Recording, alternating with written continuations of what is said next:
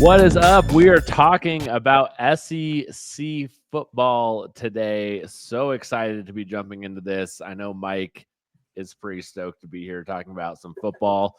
Man, it is preseason, but we finally get to talk about football. We're close enough to do preview shows. I'm pretty stoked about it. What are y'all excited about this SEC season? I'm excited. There's about 6 teams that I think could make the SEC championship. Like, I wouldn't be surprised if they were in the SEC championship. You obviously have your big favorites, but Yep. there's quite a few more that I think made some moves in the offseason that can make a run here. That could also mean that the SEC only has 3 teams in the playoffs this year because somebody's got to lose at some point. Like there could be 5, 6 4-loss teams at the end of the season. We just don't know. So yeah, I'm excited to see what happens. Yeah, I think I'm going to say that SEC gets 4 teams in. I think after all the complaining and the changing of the way that teams get selected, I think we're going to see SEC 4 teams pretty easily. Even if they have 4 losses, we might see four SEC teams in. I made my picks based off of that logic. I'm just saying if Yep. there were only 3, if it shakes Yep. out where everybody's beating the shit out of everybody, like I wouldn't be surprised. Yep, absolutely. Stefan, what about you and the SEC? I just think it's interesting, like the lack of experience at the quarterback position. Some of our savvy vets. I mean, yes, we've got Garrett Nussmeier, but then you've got guys like Diego Pavia, Lagway, Sellers. I mean, Lagway didn't even play the whole year last year. Sellers was new last year. So there's not a whole lot of returning depth at the quarterback position, but we've seen a lot of excellent SEC teams with kind of average to above average quarterback play. They've shown that, strong defense, strong at the lines of scrimmage, and a great running back can get you a long way getting through the SEC and then, ultimately playing for it all. That being said, I have no clue what to expect from this league. I think it's going to be, to y'all's point, it's going to be very competitive, especially at the top. And then I think the middle is going to be pretty interesting too. I think the difference between like the 5th and 10th best team in the SEC might not be that big of a difference.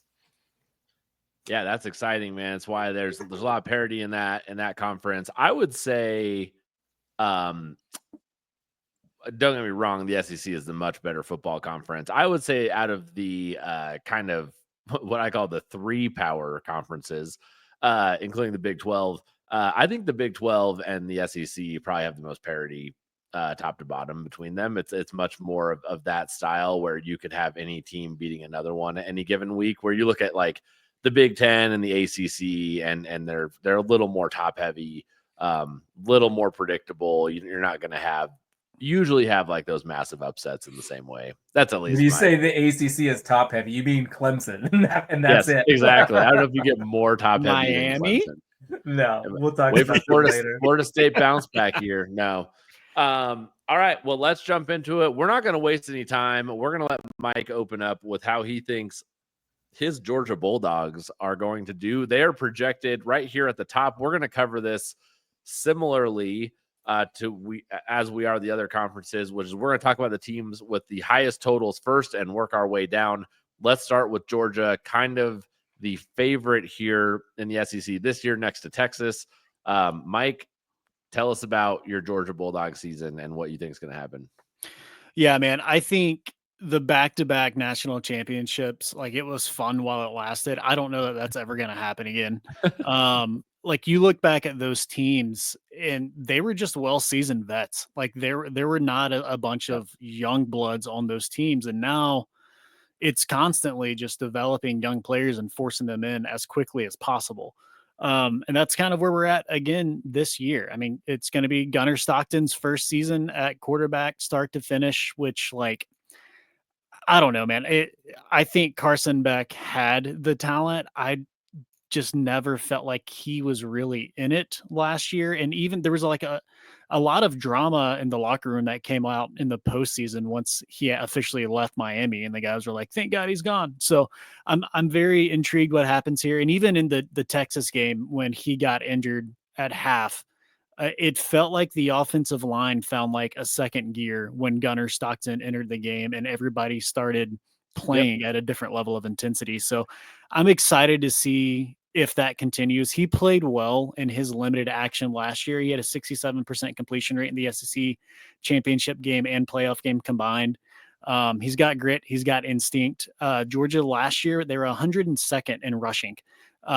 If they don't fix that, they're going to have problems this year, but they brought in Phil Rauscher from the NFL to try and make some changes there. The other big issue last year is they led the nation in dropped passes. Arian Smith is gone. Dominic Lovick is gone, but they're bringing in Zachariah Branch from USC and Noah Thomas from A&M. So I think some good things could be happening, but at the same time, we're still a pretty young team. So I like the over. I think the win total's at 9.5 right now, but the number's not great. If it gets to 150 or better, I'll take it. I am taking them to make the SEC championship game. That's at, I don't remember what the number is now. Taking them to make the SEC championship game at plus 155. Feels like really, really good value, just given their history. The schedule is not near as hard as it was last year, but it's also not a cupcake schedule either. So I don't know, man. Lots of interesting things happening over there. Excited to see if Gunner can turn out to be the player that we all hoped he would be when we got him. Yeah, I'm on board, man. I'm all over this over. I think this is a smash play. If you can we tease this to 10.5? Because I don't see, like, show me the two losses. Give me a second. If we can tease it at 10.5, I'll make it an official play. Honestly, same. Because honestly, I don't see two losses on this schedule. You know, I think you look at a team like Georgia and they get Texas and Alabama. Their toughest games are in Athens this year. They're not a neutral site. They're in Athens. That is a revenge game against Texas. And I'm just hating on Steve Sarkisian this year because of the way he coached against Arizona State. I don't know why. Like, I'm just going to hate on this dude. But, like, I feel like that is a revenge spot. I got to ask, what is revenge about it? They beat him both times last year. Oh, wait, I thought Texas took them one time last year. Man, no, the first game we went to overtime. Second game would be 30-15. In that case, I'm going to walk back what I said and just say Steve Sarkisian is not as good of a coach. So as anybody else on this list. So I appreciate the correction. Look, man, like, it's just not, there's just not the losses on the schedule. Yeah. There really aren't. Like I would take them at 10.5. Pretty confident they're going to go to 11-1, make that SEC championship game. I have them winning also the SEC championship game at plus 300-ish, plus 310 maybe. Yeah. And then I'm going to put a side piece. I'm going to put a sprinkle on them to win the Natty at plus 700, man. Like, that is great. Like, I will take it. I think they're the best SEC team to come out this year. And again, I really think the edge is the coaching, because I think Texas is the only other team you could make that argument with. My only concern is at Auburn, and then we saw Georgia try to lose to Georgia Tech. We saw Georgia try to lose to Kentucky last year. Again, a lot of that to me falls on Carson Beck, and what does Gunner Stockton do to fix that? I don't know. I still think if they play the way they're capable of, it's an easy win. Yeah, but I just like even if they get to Georgia Tech at the end of the year and they're undefeated and they blow that game, like I just don't see them losing to like Alabama, Texas, and Georgia Tech, like all in the same season. I don't know, man. Maybe I'm way too much on the hype train of this team. Stefan, I know you're not as hyped on Georgia, I think, as we are. Not quite, but no one loves Zachariah Branch more than I do. I was so disappointed to see him go to Georgia. I mean, so happy.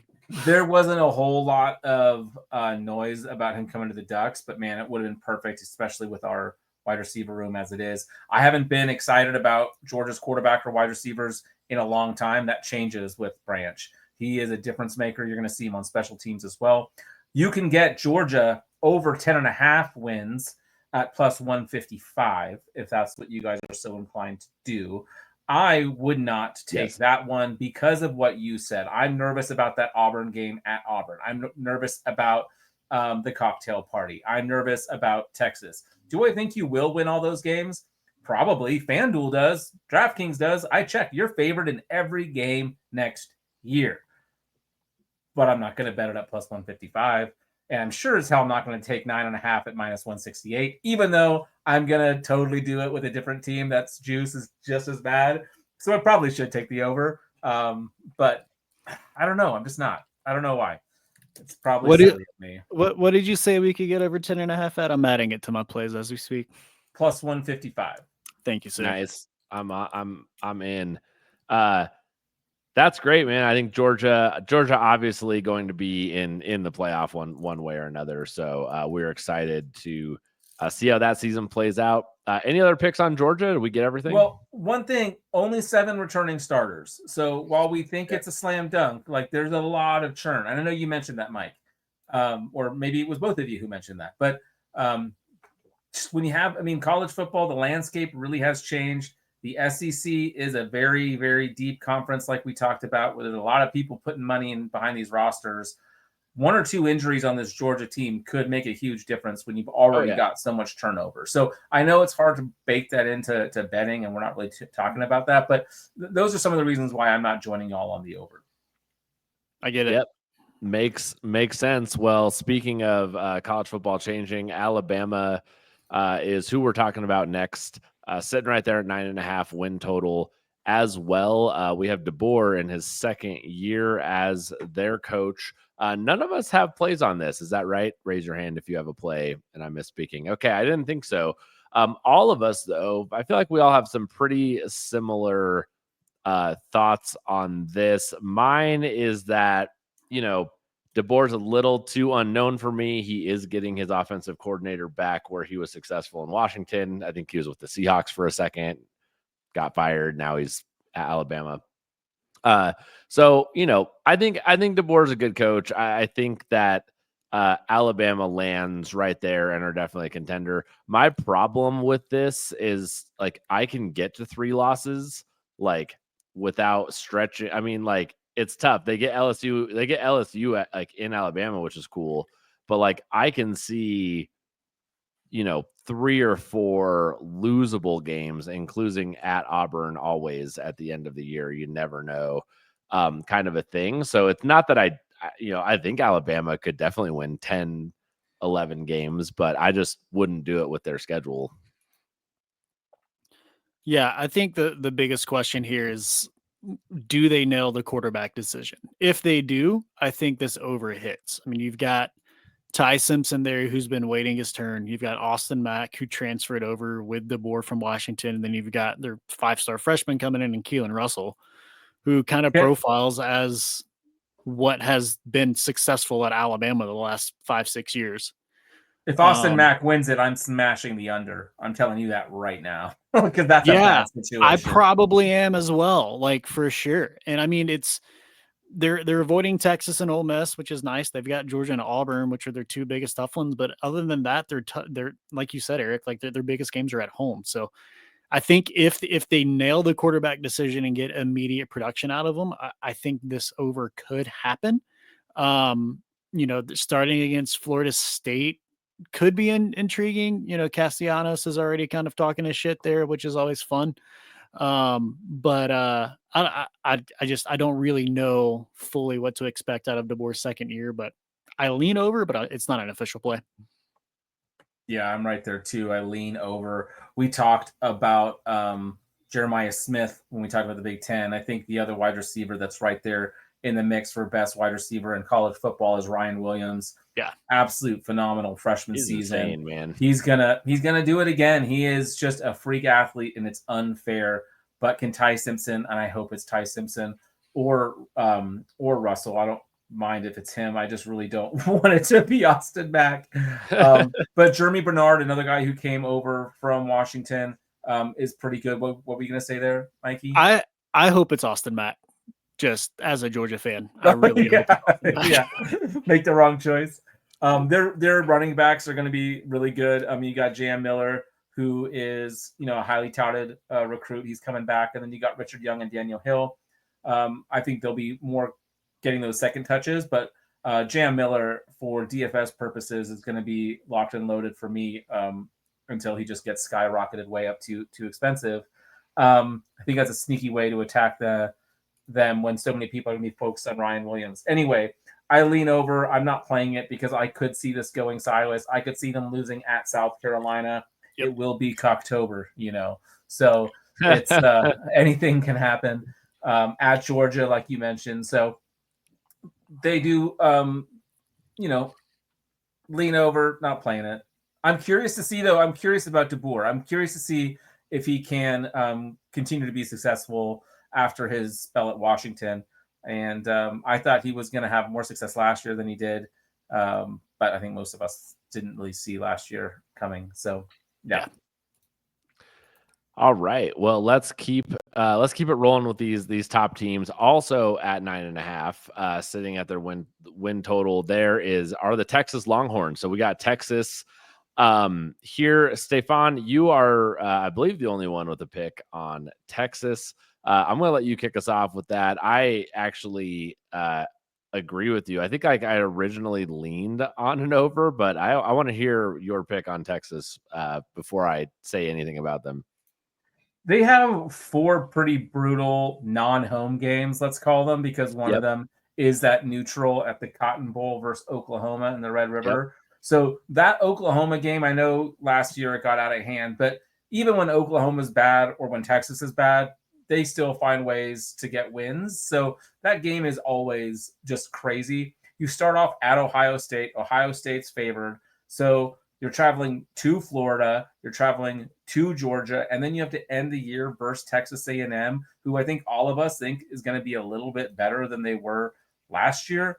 You're starting a new quarterback, Arch Manning. I fully expect him to go first round within the first top 5 picks eventually, but still, he's starting over, or they're starting over with a new quarterback. Sark's offense is not the easiest to just jump in and play. And I know he was there last year, but it's different when you're in game. It could take him a little while to get going.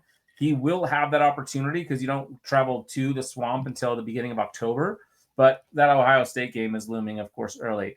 I think it's going to be right there. I think worst case scenario is probably 8 wins, maybe 9. But I think the most likely from a betting perspective, given what the number is under at plus 159, I'm just going to put a half unit on that. So it's going to be a side piece bet for me. I'm not going to go full unit. I just think that more often than not, they only win 9 games, and at plus 159, that's good value.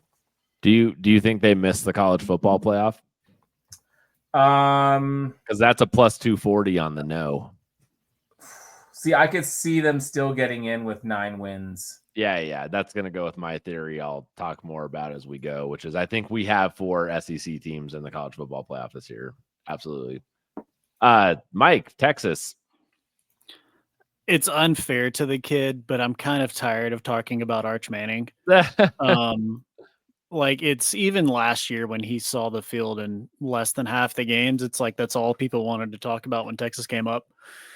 But I don't know, man. It's not the easiest schedule. Don't get me wrong, but they miss Bama, they miss LSU, they don't have Tennessee, they don't have Ole Miss, they don't have Auburn. Like they're missing some key games here that I think really plays into their favor.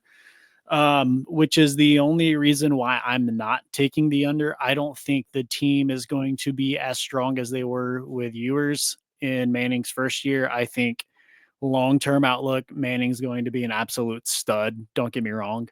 But I agree with Steve. Like you're asking a lot out of a first-time starter to come in and just kick it off as if he's been playing with this team for the last, 2, 3, 4 years. So I don't know. We'll see what happens. I don't have a play on it. My gut says they'll come into the SEC championship game no worse than 10-2. But I don't know. I wouldn't be shocked if they were sitting at 8-4 or whatever it is. So yeah, we'll see. Awesome. I agree with you. I think the Arch Manning hype is interesting. I'm a big fan of like the Mannings. I know a lot of people are just kind of sick of them nationally. So I hope the kid does well. But I do think it's a lot of pressure, and I don't have anything to add than mostly what Stave said too about the schedule and those things too. So I think it might be a tougher year from Texas than what they're projected to have. All right. Let's move on to another team. However, we're starting to get into the teams now that have maybe projected 8.5. So 8.5 win for Ole Miss. Ole Miss is losing a lot coming into this year, including Jackson Dart, maybe like the biggest quarterback cheesy movie name you've ever heard. I'm going over, man. I'm going over Ole Miss. I love Lane Kiffin as a coach. I mean, do I like him as a person? I don't know, but he's a fun college football personality to follow. I got Ole Miss. I'm looking at this schedule. I see 7 guaranteed wins. I see only 1 guaranteed loss, which means that somewhere in between there's 4 games where they got to win 2 of them. So I'm going to take this over 8.5. I'm also going to take Ole Miss to make the playoff, I believe at plus 175 as one of those teams. So I don't see in the schedule. I think that the only guaranteed loss is Georgia. LSU is the next closest thing, but it's at Ole Miss. So I'm not writing that one off as a guaranteed loss. They get South Carolina, which is a tricky one at home. They get to end the season. You're going to sweat this one out. Maybe they're a 9-win team, but Florida, I believe, will fire Billy Napier by like week 6 or 7. We could talk about Florida later and why they're going to do that. And then they're playing Mississippi State, one of the worst Power 5 teams and the worst team in the SEC. So they get to end the season with South Carolina at home, the Citadel, Florida, and Mississippi State. So you line up 4 wins to end the season. And I think it just lines up. You and I could not disagree more about Billy Napier. You think Billy Napier is going to be successful? I think he's fired. I think he's fired by week. I'll tell. We can talk about it now because we're not going to talk about Florida later. I got excited for a second because I thought I was going to agree with what Steph was about to say, but then when he actually said it, I am completely on the other side of that argument. And with Eric, I was like over here pumping my fist. I was like, "Oh shit, never mind." So yeah, I think Florida, if they go on a losing streak to LSU, Miami, Texas A&M, Billy Napier gets fired after the Texas A&M game. I think he finishes the season. I think there's too much talent on their team this year for them to get that blown out, but I think he'll at least finish the season. I think they'll be hurting by the time they play Ole Miss at the end is all I'm saying. Either way, whether he gets fired or not, I think that's a hurting team by the second to last week of the year. But no, that's it. I know y'all are not on Ole Miss. Tell us why Ole Miss is not going to be good this year. I just think there's too much turnover here, man. Losing Dart, losing Trey Harris. I mean, those are like 2 of your key offensive playmakers there. This offense has kind of been like a middle schooler or a high schooler playing Madden, running like nothing but engage 8 on defense 100%. nonstop. And it's like you're either going to score a touchdown or you're going to do nothing. I don't know if you can really expect Austin Simmons coming in as his first year as a starter to be able to do that as successfully as Jackson Dart did last year. I look at their schedule. I could see a loss to LSU, Georgia, Oklahoma, South Carolina, Florida. But even at that still puts them at like 7. So like you're not far off from getting over there. I just think there's too much happening here for me to be confidently making a play here. Yeah, and their defense their defense was what carried them so much last year, which a lot of people didn't realize. Yeah. And they did lose quite a bit on that side of the ball too. I don't think you're finishing the nation. They were like top 10 and like a couple key statistics like pressure rates and sacks and stuff like that. So I think those numbers, even like their scoring defense was incredible. I think those numbers kind of come back to earth. And then the turnover on offense makes me nervous as well. I think Lane Kiffin's a hell of a coach. I think he's a fun game call. He was fun to watch. I love it when he lifts his arm and starts celebrating the touchdown before the ball's even been thrown. Like, give me all of that stuff. But I just don't see enough that I feel comfortable going over 8.5. So it's a no play for me. All right, here's how I get there. I'm just gonna rub this in one more time. Then we're not gonna talk about Ole Miss anymore. I only need them to have 5 wins going into those last 4 games of the season. I got Georgia State at Kentucky, Arkansas, Tulane, Washington State, all winnable games. I'm excited about this. You guys are gonna be laughing at me when Ole Miss is 1-3 to start the season. Let's keep it moving here. We're gonna move on, and we're not necessarily going in order of who we think is better. Did someone have an Ole Miss pick that I missed, or No? are we good? I was All going to say, Stafe, I didn't realize this until you said it. Ole Miss was number 2 in opponent points per play last year. Yeah, crazy. And I just don't That's see it insane. happening again. No. All right, let's talk about LSU. I think Mike and I both are fans of this LSU team this year. So I'm going to let Mike kick it off, though, because we do just share our pick, one of our picks here. So, Mike, tell us about LSU this year. I'm taking LSU to make the playoffs at plus 125. You can take, it's like, I think it's 8.5, if I'm not mistaken. You can take that, but the juice isn't as good there. I'm excited to see what LSU does this year. Y'all know I'm a big Nussmeier fan. I talked about him a lot last year. He's claiming they don't have a single receiver on their team that runs under a 4.4. It's coming from the quarterback. I don't know how much you can trust that, but it is intriguing. They completely revamped their offensive line, which is a little concerning. They lost 4 or 5 starters there. And their run game last year was 102nd in the country. They did make moves to fix both of those things, though. If both of those things progress, if that speed consists there, I think Nussmeier is a hell of a quarterback. I would not be at all surprised if this team makes a significant run this year. Looking at their schedule, so fun fact, LSU has lost 5 straight season openers.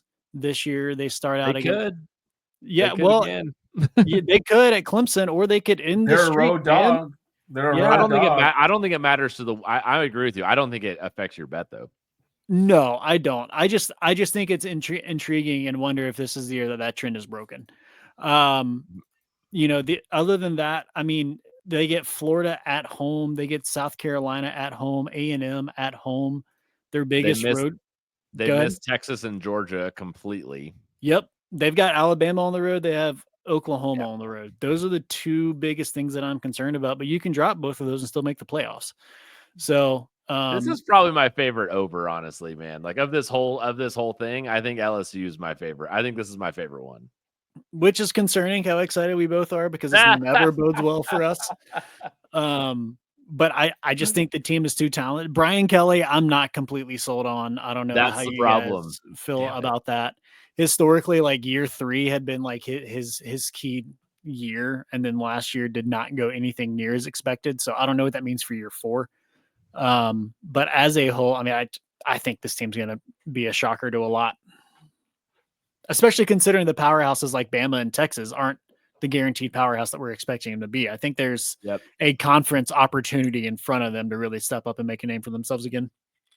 Yeah, I don't have anything to add. I'm also taking them to make the playoff. Just so you know, my strategy is that the SEC gets 4 playoff teams, and my strategy is I have 3 teams all plus money to make the playoff. And if you hit 2 out of 3 of them, you make money. So that's my strategy, is to bet 3, not assuming all 3 are going to get there, but that you're going to get 2 out of 3 and therefore make money. And that's why I'm betting Ole Miss so far, and LSU is my second one. Stefan, any thoughts on our LSU Tigers?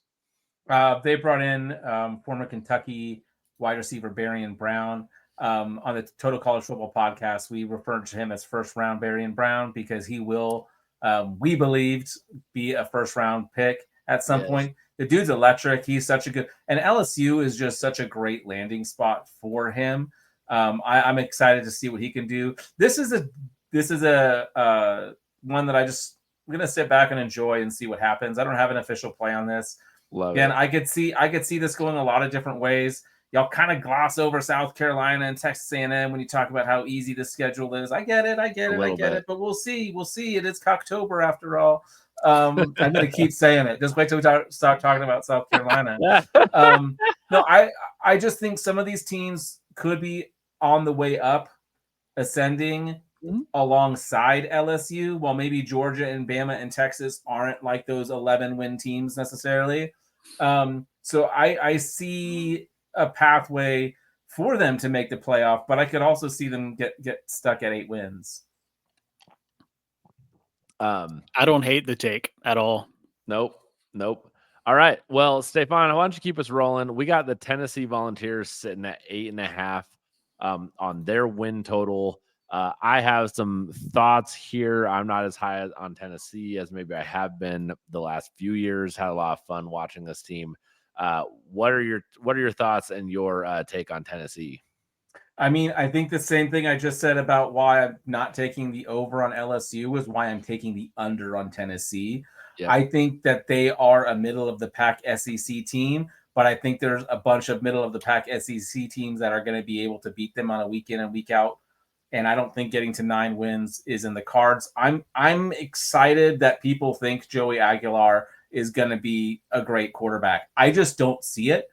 I think it's fun that he, him and Nico swap spots at UCLA. They just got a high fived over the Mississippi. I don't know where anything is. Mississippi they probably didn't cross that from UCLA to Nashville. Not Nashville, but you know what I'm talking about. Let's see. Who else do we have here? So Joey Aguilar, not extremely excited about him. I think Florida is a game that sticks out to me late in the year. That could be really tough in the swamp. I think that might be what this all hinges upon. I think they'll need that one to get to 9. And at this point, I kind of like Florida more than I like Tennessee. That's a hot take. I know. No, my only. I don't think it's a hot take at all. No, I think Tennessee starts 4-1, and after that, it's kind of like you get into the slog of the SEC season. So you start 4-1. I'll give them 5-1. You can get 5-1 against Arkansas because it's at home, so that's pretty great. And then, yeah, man, finding like that Alabama, Kentucky, Oklahoma stretch is really going to be like, do they win? Do they go 2-1 or 1-2? And that probably is what determines the over, I would guess. Yeah, man. Like they obviously lost Nico. They also lost Dylan Sampson and James Pierce. They're going to have 4 new offensive linemen. Their offensive line is currently projected 9th in the SEC. Aguilar, I don't know how I feel about the talent. I know that I believe in whoever the hell Josh Heupel's quarterback is going to be, because that's just the kind of coach that he has been to this point. Mm-hmm. But I don't know that he comes out and he's like an absolute stud. I've got them needing to win 4 out of 5 between Arkansas, Kentucky, Oklahoma, Florida, and Vandy. That feels like a tough ask to me. So I expect a step back. I don't have an official play on this, but I definitely lean under. Yeah, that Vanderbilt game might be fun, man. It'd be great if Vandy's sitting at 5 wins, playing for like a bowl eligibility in a rivalry game, going to like a Tennessee rivalry game, man. That'd be a fun one, like that Thanksgiving week or whatever. That sounds awesome. All right, let's keep it rolling. We're moving into what I'm calling tier 2. These are all teams with 7.5 win total lines right now. We have Auburn, Missouri, South Carolina, and Texas A&M. Some of these teams we like more than others. But one of those teams is clearly much worse than the other 3. Like Missouri does not deserve to be in that same breath. And I understand why they are, because they have the same win totals, but man, I don't see them being in that same category. What? Just because I think you all will agree with this, I'm going to throw Oklahoma into this tier 2, even though they're at 6.5, because I think that's an interesting one this year. And I think Oklahoma is probably better than Missouri. I agree. So let's talk about these teams. I think, Mike and Stefan, y'all have picks on Auburn. Who wants to go first talking about Auburn? I think everyone is thinking Auburn is definitely maybe not back, but is like maybe good again. So why don't you all start? Kick us off, Steve. I mean, let's start with the wide receiver position. They bring back Cam Coleman. I love these. Last year's freshman class of receivers at the top were fun. And Cam Coleman is a future first-round pick. He is a stud. If you do Debbie, you want him on your team. Eric Singleton Jr., who came over from Georgia Tech, is a run after the catch specialist. Why is his name slipping me? Georgia Tech quarterback Haynes King. I think he had the lowest ADOT of absolutely anyone in the country last year, because he didn't have to, because Eric Singleton can just make freaking plays. I also am not giving up on Jackson Arnold. What happened in Oklahoma was ridiculous. The amount of injuries they had all across the offense, both at the line and the wide receiver position. I think Jackson Arnold is going to be in an opportunity to thrive under Coach Hugh Freeze. So I still believe in Jackson Arnold. I think that this this number 7.5 is attainable. So I'm gonna go ahead and take the over here. They've also had just crazy recruiting classes, which it's going to take a while for some of that to really pay off.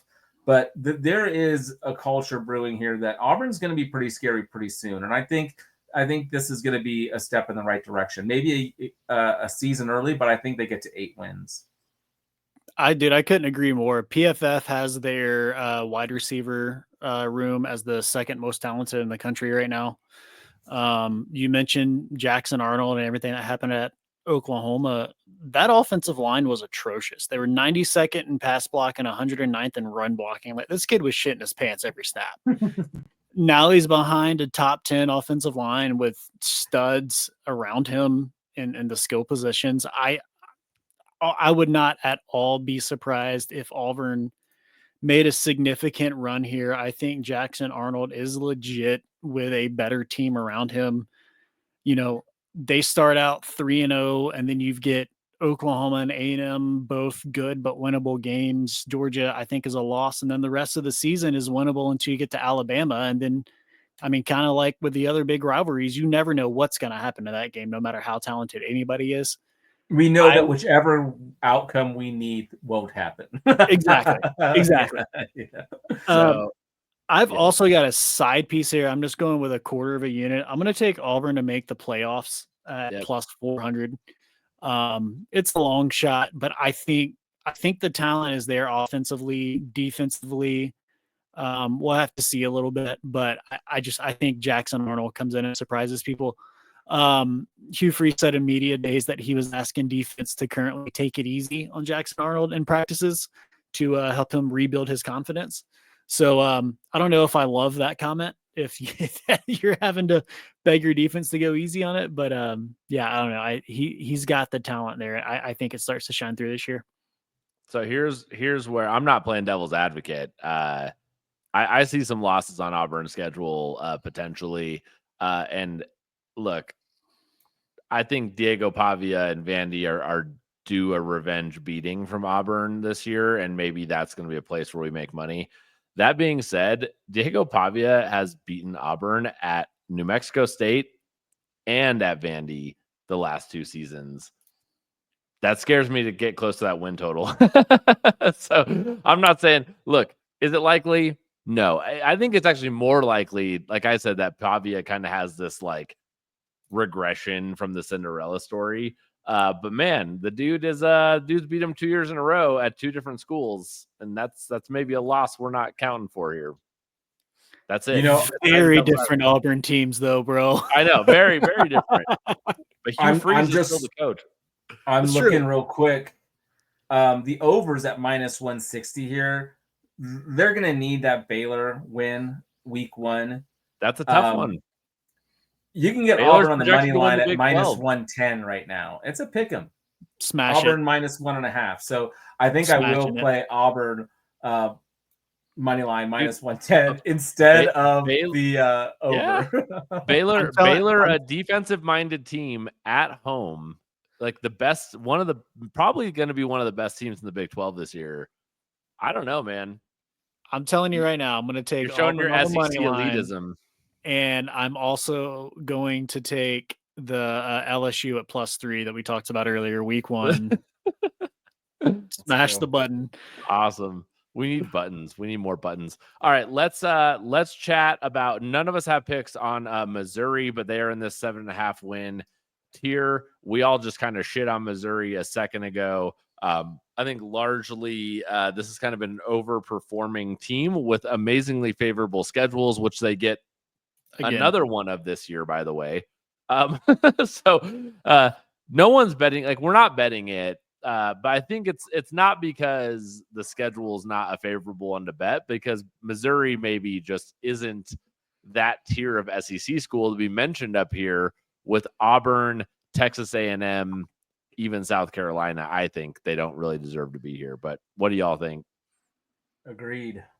Yeah, I don't have much to add, man. Like, new quarterback. Luther Burton's gone, right? Yeah, Luther Yeah. Burden's gone. But what's interesting about him to me, though, is like you look at the talent there and he was unreal, but then you look at his production last year and he definitely did not carry the offense last year. Yeah. They miss Georgia, they miss Texas, they miss LSU. So crazy that they get to do that. I know. You look at their schedule, their first losable game is week. Well, I mean, I guess you could throw Kansas in there Kansas. as a Oh, they could losable lose Kansas is game. a Kansas. Yeah. That's a losable rivalry, game. man. They're gonna. Yep. But Yep. I mean, Alabama's at home, A&M's at home. You got to go to Auburn, you got to go to Oklahoma. But I lean over because of the schedule. Yep. I don't know. I'll be honest, jack crap about Bo Pribula or however you say his last name. Tribula. Yeah. Yeah, and I so don't think they're making a playoff or anything. No. no, they never do. They hang out. They finish the season ranked 24th in the country every single year, and that's the only reason why Eli hasn't lost his job yet. And which is better than I thought Mizzou would do when they joined the SEC. You know, Yeah, that's fair. They've overperformed my expectations. I think this is a down year for them. I think the schedule says lean over, the roster says lean under. So Yeah. I'm just not going to play it. Interesting. Yeah, that's a good way to put it. All right. Well, that is Missouri. Let's talk about teams we do have picks for. Let's talk about this South Carolina. The South Carolina team. We got Beamer Jr. Does he have a cool nickname? Beam Jr. I don't know. Beamer Jr. I don't know. I think does he end up going to Va Tech someday and following in his father's footsteps? I don't know. But I'm excited to see him coach in South Carolina this year, and it looks like Mike is too. Mike, why are you stoked on South Carolina here? I think they have a lot of talent. Defensively, they looked great last year. They were 11th in opponent points allowed, giving up just 18 points a game, and they only gave up more than 20 points 3 times. There's been a fair amount of turnover, but I think they've done a good job like filling that turnover, and they still have Dylan Stewart on the defensive line, who's just an absolute monster. Lenoris Sellers, I mean, there's been Heisman talks about him already. I don't know if I'm going to take it that far, but he did win Offensive Freshman of the Year last year. He's got good weapons with Mazeo Bennett Jr. and Nick Harbor. Another Mike freak Shula, athlete, Nick Harbor, yeah, man. Freak athlete. absolutely, man. Mike Shula coming in as OC is also very intriguing. I mean, he was Offensive Coordinator of the Year, and was it Carolina when with Cam Newton when they won the Super Bowl against Denver. And we've seen a lot of success with NFL OCs coming to college. I mean, see Bill O'Brien at Bama with Bryce Young and Matt Canada with Pitt in 2016 when they absolutely destroyed. So I think that there's a lot to be said for the South Carolina team. Definitely not the hardest schedule either. They don't have Georgia. They don't have Texas. They have LSU. They have Alabama. So it's, I mean, at Texas A&M, that's tough. It's definitely tough, but it's not the big four. Like they weren't Yeah. in our elite teams preview Nope. that we kicked the show off with. So, Yep. I think there's a lot of interesting talent here and over 7.5 wins. Yeah, I'm really excited about this play. Any thoughts on South Carolina, Stefan? Because I think that about wraps it for me. Yeah, I like the play that Mike is on. I'm not doing it myself. I wanted to. I think they could really be a thorn in the side for a lot of these teams that we are hoping make the playoffs or push for their team total overs. I could see them upsetting teams like Ole Miss, LSU. I mean, I don't think being upset. I see them beating Missouri. I think Clemson's going to be an interesting game again. I could see them, but I don't know if they're going to get enough to go over 7.5. So I'm going to sit back and watch. I'm excited for this offense because Lenoris Sellers to Nick Harbor is going to be just must-see TV. Two exciting, talented football players right there. So I think it's a really fun team to watch. They do have a pretty tough October, November schedule. And then, yeah, it just sucks having to end that year against Clemson. I mean, they're going to be most likely right there. But they may need that one for that 8 win. Tough. That's a tough one. That's a tough one to have to play Clemson. But yeah, that's great. Hopefully South Carolina gets to, they're one of those teams who are going to mix things up in the SEC as far as like, they'll have a lot to say about who makes a playoff and gets to a title game, even if they don't do it themselves, if that makes 100%. sense. Yeah. Because they might win a game or two. All right, let's move on.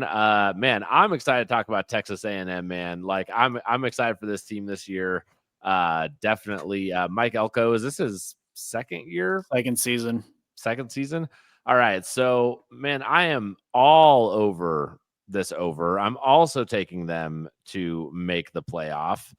This is one of those 3 teams for me that I think could make the playoff here. And honestly, like, I think this team just takes a step forward. I think they have a very favorable schedule.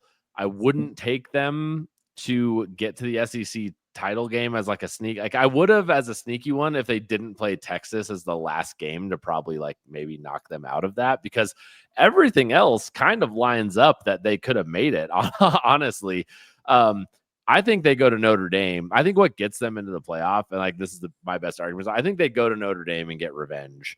I don't see them actually potentially losing a game until October 25th at LSU. I think they're undefeated going to LSU. I think they can go into Missouri and win.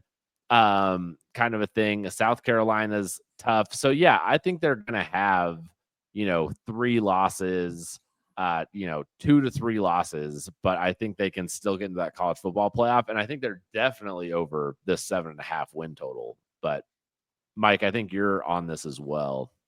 Yeah, man, I love Elko. I think he's a fantastic coach. I mean, they flashed last year with wins against LSU, Florida, and Mizzou. If Marcel Reed can take a little bit of a jump forward at quarterback, I think this team flashes a lot more. They already rushed for 184 yards a game last year. That should pick up right where it left off as they're returning all 5 starters on the offensive line.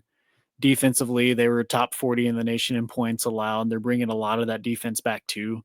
So I think between Elko having another season there and Marcel Reed, if he develops just a little bit more, I think they begin to make more of a push. I'm joining you on the plus 215 to make the playoffs. I'm going to make it more of a side piece though and just play a half unit on it. But I do like the play as a whole. I like the over here at just not at 170. If you can find the number better, take it. But I'm just not playing it until it gets to probably 150 or better. I don't think it's going to get anywhere. No, I think if anything, it's going to shift to 8.5 because I'm also on the over. I'm also taking the over here.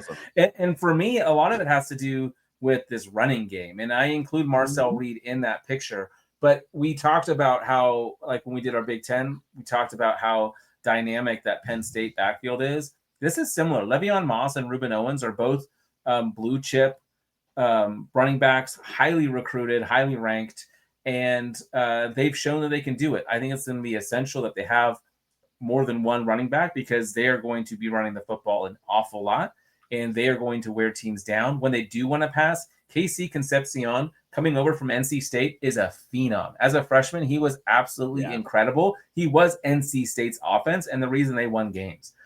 So him now coming over, he's already an all SEC wide receiver. He's going to be very, very good when he gets the ball. How often does he get the ball? I think ends up being the difference between Texas A&M hitting the over and Texas A&M making the playoff. But I do think both of those are well within the realm of possibilities. And I'm taking that over 7.5 minus 170. And I would probably take over 8.5 if it would be like with that Georgia one we talked about. It jumped from like 160 to 155. Yeah. So this is probably like 140. Actually, I'm going to look it up. Let's see. Take a gander. Let's do it. While you're looking at that, I want to have a so I think we all like Texas A&M. It's a mix of schedule and just taking that step forward. I don't think anyone's calling Texas A&M a title contender in this, but 7.5 win total seems, within reach for sure for this team. And, we kind of now have the everyone else in the SEC. There is one team I'm going to get Stefan's opinion on. That is because I think you have a little bit of love for the Florida Gators this year. And I I'd love for do. you to tell us why, because I think that's kind of out of the bottom rest of the teams. That's the one that we've mentioned multiple times now about them kind of maybe being better than expected, at least from your take. Texas A&M, by the way, if you want to play it over 8.5, is at plus 140. Heck yeah, I'm taking that. You asked about the Florida Gators. Well, it kind of. I really am a DJ Lagway believer. I think he's going to be special. I think he's going to put himself, if not this year, next year for sure, in the front of the Heisman race. Eugene Wilson is he was another great redshirt freshman last year who was so dynamic and just a difference maker. And Florida always kind of has those wide receivers that can take on a game and just change it, like a la Percy Harvin. I think Eugene Wilson is going to be huge this year, super important to what takes place in Florida. So the reason I don't love Florida as like I'm smashing the over, I lean under because the schedule. This is like the opposite of Missouri, where the schedule is tough, but I like the roster. So Florida has done a lot better in gaining talent. They still are at the top of the list when you're looking at recruiting rankings, which, I obviously spend a lot of time in that. The problem for them is that they go to LSU. They play at Texas A&M. They host Texas. They host Georgia. So you're hosting two of your tougher games. You'd rather play those on the road where you're going to lose anyway. Miami rivalry is not like one to sniff at either. No. Right. It's tough. But I think they start off, Long Island, South Florida, win-win at LSU. That's going to be tough. They lose that, but they beat Miami. They could start off 3-1. Yeah. And then you need to find 5 more wins. You've got games against, I mentioned, I'm a little bit further down on Ole Miss. I don't think Kentucky's good. Mississippi State is the Purdue of the SEC. I don't think Florida State's going to be very good. I already told you I'm down on Tennessee. So you can see why Florida's come up a bit. I see them in that same kind of range as the Ole Miss, Tennessees of the SEC, but just a little bit better. And a lot of that comes down to my trust in DJ Lagway. So that's kind of where I'm rolling with this one. Not an official play, but yeah. I actually have written down lean under, but I could see them playing spoiler to some pretty big names. Yeah, my only concern is Lagway last year, 12-9 touchdown interception ratio. Like if he can't protect the ball better, that's gonna be problems. But I agree with you. I think he's an athletic freak. He has the talent to shine. It's just a matter of how well does he protect the football in these close games, that because they're gonna have a ton of them. So awesome. Well, Stefan, I think you are the only one, y'all correct me if I'm wrong, with a pick of people kind of in the rest of the SEC with a pick for Kentucky. I think that's our last pick of the show. Tell us about your Kentucky pick. Somebody has a play on Arkansas too. I took it off. I was going to play the over Arkansas, and I realized I don't want to live that life where I have to put faith in Sam Pittman. I'm sorry. As we've been talking, I've been considering making an official play under their 5.5 win total, but yeah, I took the over. Petrino's chilling there waiting for that job, dude. He's sitting in the box right now, just waiting to take over that job. I feel like I'm going to be going back to Kentucky. I feel like I'm going to be sitting. This is going to be the day after my birthday, November 22nd, and I'm going to be sweating a Kentucky at Vandy game. Yeah, you are. It's going to come down to that. I see, I see 2 for sure wins on this schedule, and the rest are losses or toss-ups. They need to get to 5. I just don't see how they get there. Mark Stoops really needs Zach Calzada to work out. He is on his 4th team now because he just can't make it work. I don't really see it panning out. I do love Dante Dowdle, the running back, because he came from, the Ducks. But he's gone now, so who cares? No, I just don't see enough. They lost, like we've talked about Dane Key, we've talked about Barry and Brown. These were Kentucky's wide receivers last year who took off. Kentucky has been in the hunt for a quarterback in the transfer portal every year and missed. Now they're going even a step lower as far as what people are expecting, and I think it's going to be even worse. So I really don't see 5 wins on this schedule. I think they beat Tennessee Tech. I think they beat Eastern Michigan, and I don't know about the rest of them, and that includes Toledo. I mean, I agree with you, but I mean, like, their 4 non-con games are winnable, but do you really dude, Toledo is always one of those ones, man, that's just like, they're going to come in and knock someone off. Yeah. I don't know who it's going to be, but I'm telling you right now, they're going to beat one of South Carolina, Auburn, Florida, or Vandy. I don't know which one. They do it every year. There's a surprise win in there every single freaking year. Yeah. Half the time it's Georgia. But you're like, I know this from experience. There's something out there. It was almost us last year. That is awesome. Dude, screw it. I'm going to go ahead and make that Arkansas play. I can't stop thinking about it, so we're going to do it.